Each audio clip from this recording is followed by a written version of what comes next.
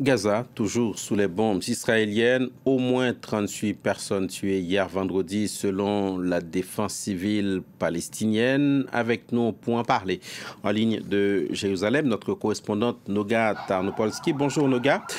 Comment la situation de Gaza a-t-elle évolué ces dernières heures? C'est une excellente question et presque pas évolué. Gaza, la situation en général en Gaza se trouve entre, je dirais, impasse et presque une anarchie.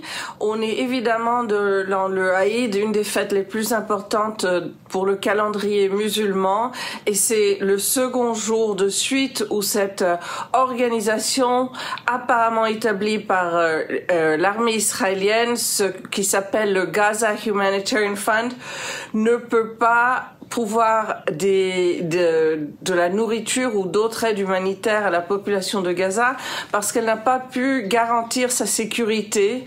Et comme vous avez dit, nous avons des morts du côté de Gaza. Il y a eu 8 morts de soldats israéliens cette semaine aussi. Ça a aussi un impact dans le pays. Et ça montre aussi que Hamas, même dans son état tellement frappé par les Israéliens, a toujours la capacité de répliquer envers Israël, utilisant des tactiques de guérilla urbaine dans ce qui reste de Gaza.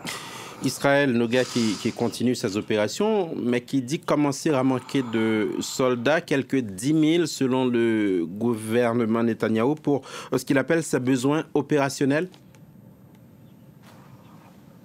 Oui, c'est en fait le chiffre de l'armée qui se trouve dans une situation d'extrémité avec des milliers de soldats blessés de cette guerre, évidemment des soldats aussi tués dans cette guerre.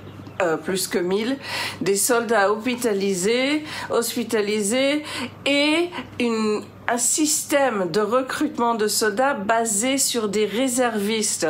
Certains d'eux, c'est des gens normatifs qui ont déjà leur vie, leur famille. Certains d'eux ont déjà abandonné tout pour servir comme réservistes pendant des centaines de jours pendant ces dernières 2 ans et se trouvent dans l'incapacité de continuer économiquement, personnellement ou même professionnellement. Ils ne peuvent plus. Alors on voit une descente des chiffres de soldats qui répondent à leur invitation. Formellement, ce sont des volontaires. Et l'armée se trouve en crise. Le Premier ministre Netanyahou se trouve en double crise parce que l'autre côté de cette monnaie, il avait promis à ses partenaires politiques du secteur ultra-orthodoxe juif israélien avant cette guerre, il leur avait promis une loi qui allait garantir le fait que leurs jeunes ne doivent pas servir dans l'armée comme les autres, tous les autres citoyens d'Israël.